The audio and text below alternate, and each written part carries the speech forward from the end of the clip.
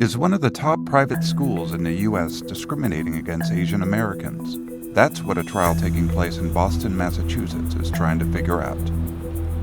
The lawsuit, brought by nonprofit group Students for Fair Admissions in 2014, represents an anonymous group of Asian Americans who were rejected for admission by Harvard University. The case claims that Harvard has, for decades, unfairly discriminated against Asian Americans applying to the Ivy League school. But some critics, including civil rights groups and members of the Asian community, believe the lawsuit is dangerous, and the plaintiffs are using this case as a step towards dismantling affirmative action entirely. It's a case whose outcome could affect the future of affirmative action and other diversity policies in the U.S. According to Harvard's website, out of all ethnic minorities admitted to the class of 2022, Asian Americans clearly represent the largest group, nearly 4 times the percent of Asians in America. So why do the plaintiffs in this case claim Harvard's affirmative action policy discriminates against Asian Americans? Among evidence presented at trial, internal documents from Harvard show that if the school had based admissions on academics alone, Asian Americans would comprise up to 43% of the freshman class. The study also showed Asians ranked higher in extracurricular activities and in interviews with alumni. But the same report also showed that when other criteria such as athletics and legacy status are included, that number goes down drastically for Asian Americans, while admission rates for other minorities goes up. At the heart of this case is Harvard's personal rating system. Assigned to prospective students by the admissions office, these ratings measure character traits such as leadership, grit, courage, and likability. In those personal ratings, Asian Americans were consistently given a lower score than all other groups applying. It is this factor, the plaintiffs claim, that demonstrates clear and intentional racial bias.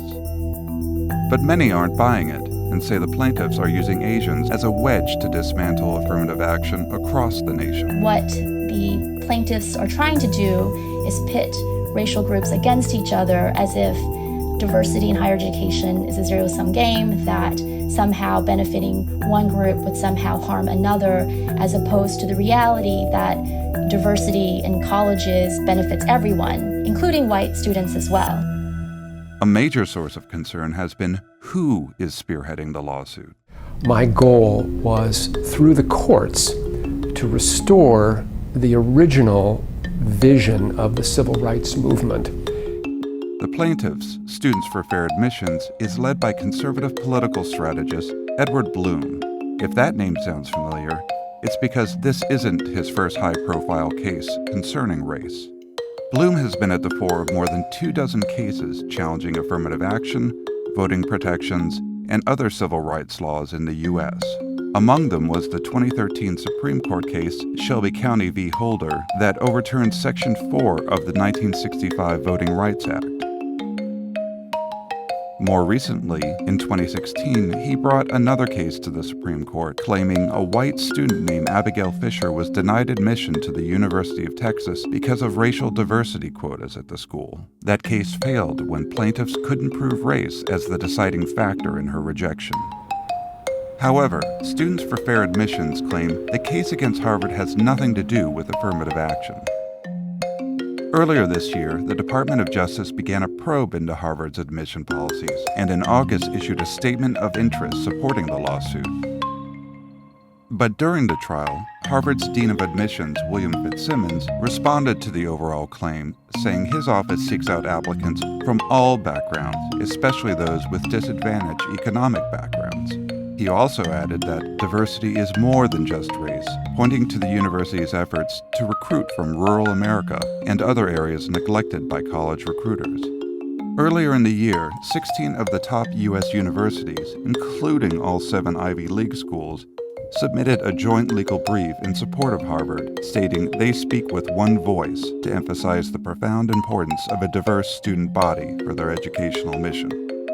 Since the lawsuit was announced, many Asian Americans on social media have shown support both for Harvard and affirmative action, using hashtags such as #NotYourWedge and Defend Diversity.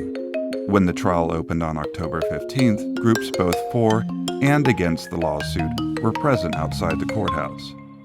If the court rules against Harvard, it may only hand down a narrow decision that only applies to Harvard and its specific methodology for admissions.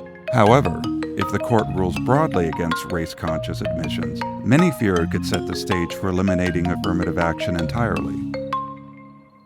Judge Allison D. Burroughs is expected to rule in early November, but whatever her decision, it's expected to face appeals.